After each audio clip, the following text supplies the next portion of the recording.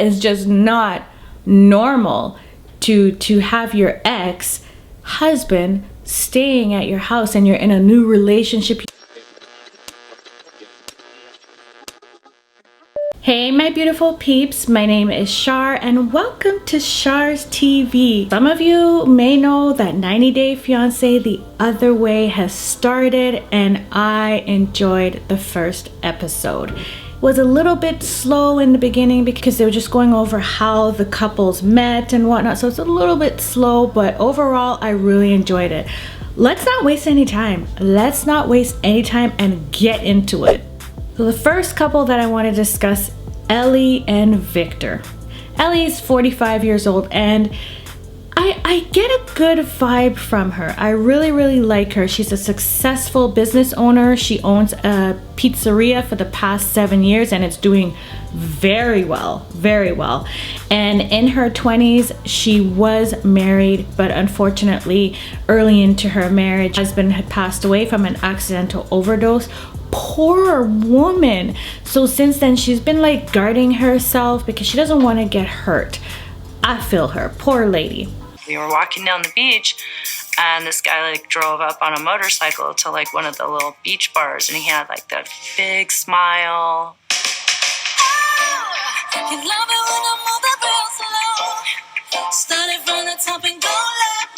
There was just definitely some like immediate chemistry and tension.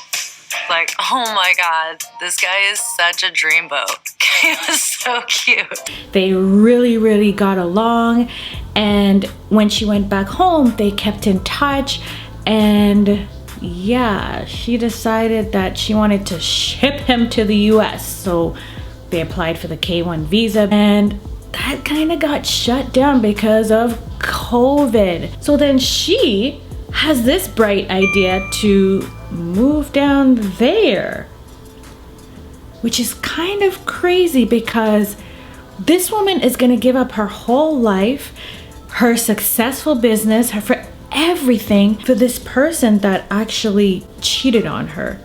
Yeah, cheated on her. She found out via a message from the girlfriend of Victor that they were like in a relationship. Imagine you're seeing a guy thinking that you're the only one, and then you get a message saying, hey, you know, Victor and I are in a relationship and you need to leave us alone.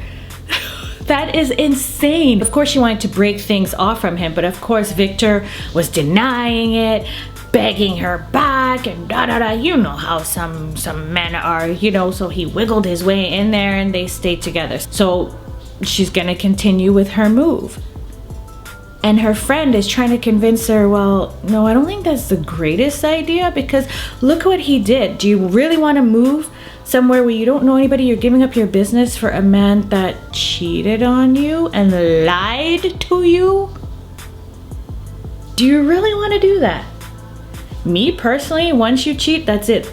Done. Over. There's no second chances. But hey, I guess love makes you do funny things, as she said. Let's talk about Corey and Evelin. We know how they met. Well, if you've been watching, you know how they met. They met while he was on vacation, of course, and it was an instant connection. Now, she always said that she doesn't want to get married. It's just not her thing. It's not her thing. But of course, Corey proposed. She said yes. Yeah. But then she didn't really want to go through with the marriage until, you know, he learned how to speak Spanish, was more engaged with her family, and then, you know, she would consider the marriage. So they took like a little timeout, a little break, and Corey decided to move to Peru. But at that moment is when quarantine happened. You know right now, you and I wouldn't be together if we wouldn't stop the quarantine. Then Evelyn found out through a friend that I was seeing another girl while I was in Peru. Once I found out about Corey hanging out with this Jenny in Peru, I mean, of course, at that time I was mad. They got pretty close, hung out a few times.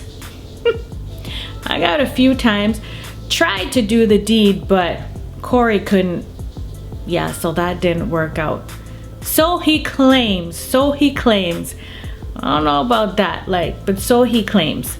That being said, Evelin forgave him and they were able to rebuild their relationship when he moved back to Ecuador after being in Peru and having his fun, and they decided to set a wedding date. Evelin was very, very nervous to share the news with her family because they take marriage very seriously. There's no divorce or anything like that in their family. They take it very seriously. And she figured, once she tells them that there's a date, that's it, that's all, there's no turning back. So she was very, very nervous to share this news at dinner. And of course, when she broke the news, her sister does not like Corey at all because she knows about his games and whatnot. She kind of sees right through him and she thinks he's very fake and he just wants to have fun and whatnot. She doesn't think he's serious, so she's not a fan of Corey at all. So of course when Evelin shared the news, she was just rolling her eyes. She was just rolling her eyes and sending daggers. ¿De qué se trata? Estamos planeando una boda. ¿En serio? ¿La convenciste, Corey, a Evelyn? ¡Increíble! Yeah. Por fin, Corey. Gracias. Sí. Evelin really only wants to get married to please Corey. Like I said, she's not into the whole marriage thing, but she loves him enough that she'll do this for him to make him happy. So I'm really curious to see how this is gonna go down. Now, as for Ari and Biniyam, I couldn't stop saying wow enough while watching their segment because I was, my gosh. So Ari and Biniyam, they met when she was on vacation, of course. They took to each other very quickly, and 3 months into dating, she finds out she's pregnant. Of course, it didn't work out her trying to ship him up there, so she ended up moving to Ethiopia.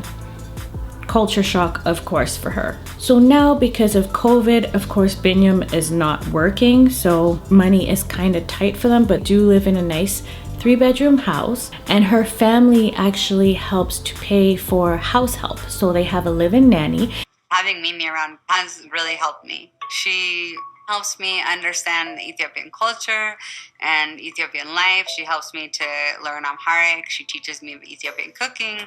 Like, you become really, you're like my family, I know.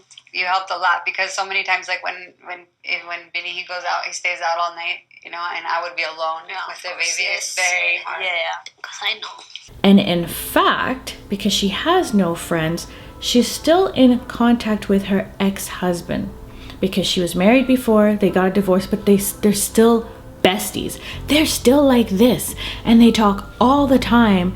And now he's gonna visit her in Ethiopia.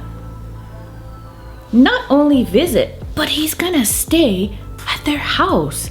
Like, that is just so weird to me. I don't know if I'm the weird one, but I find that a little strange. That's a little strange. And she even admitted that she loves him. Of course, not in a sexual way, but in a more like brother-sisterly kind of way. But I don't know, it's just it's just strange to me. And poor Biniyam is just very uncomfortable with the idea. And who wouldn't be? I would be as well. She had to break the news to the sisters, and she has a kind of funny relationship with Biniyam's sisters. Like, it's up and down. I don't think they really take to her too much. But of course, when she broke the news to them, My ex-husband is coming to visit me. You say that is good news? Are you serious? Yeah, it's good news. Why is it not good news? He's my best friend. I think this is why people, we don't do that. We don't bring our ex in the house and let him to sleep. Biniyam's like, yeah, when he comes, I'm gonna have some questions for him. I wanna know why he's still so close with my lady. Like, because that is just weird behavior to me. Like, something must be going on. I don't know. And then the sister was like, well, are you gonna tell him what happened in New Jersey? Because Ari had the ex-husband staying at her apartment for 2 weeks.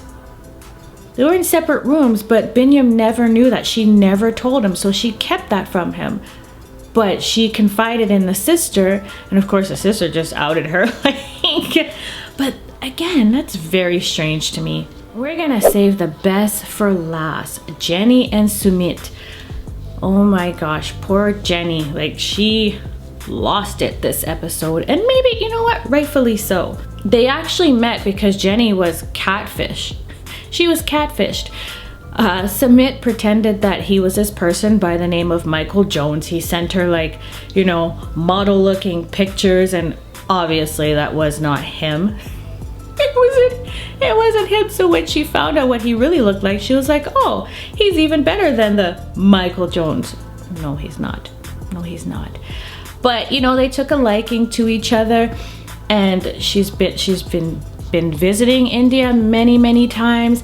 Poor Jenny wants to get married so badly, and Sumit just keeps on holding off. Well, he went through a nasty divorce, but he keeps holding off because the family does not like her, because she's older and she's not Indian. They would prefer him to be with an Indian person and not her. And plus her age, I think that really sealed the fate there with the age, because she's like in her 60s and he's in his 30s. Like, could be his mother. So Sumit says he has a surprise for her, and the surprise is to go to an astrologer to figure out what can be done about this wedding situation. Anything like I can do, like just to convince my parents?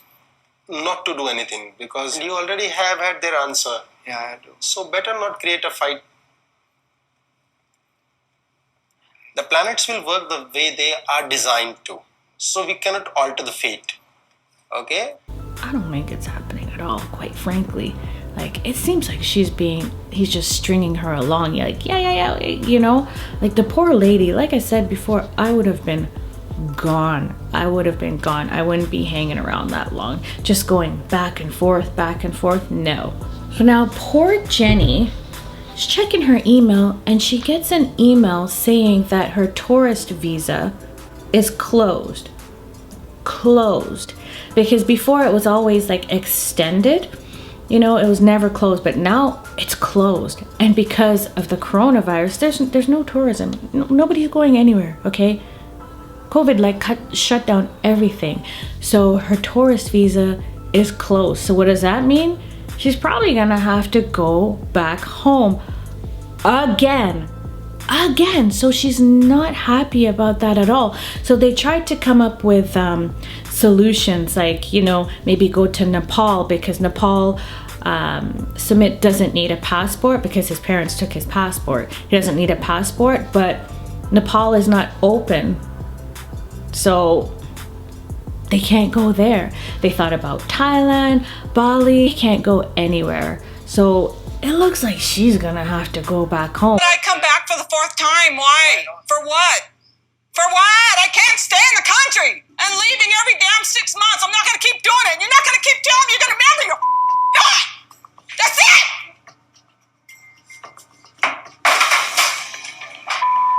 I'm done with all this crap. You, Sumit. Never listening to you again. Booking my flight and I'm leaving. That's everything. That's my little take on what happened on 90 Day Fiancé the other way, the first episode. I feel like it's gonna be a very good season. Well, that's my hope anyway.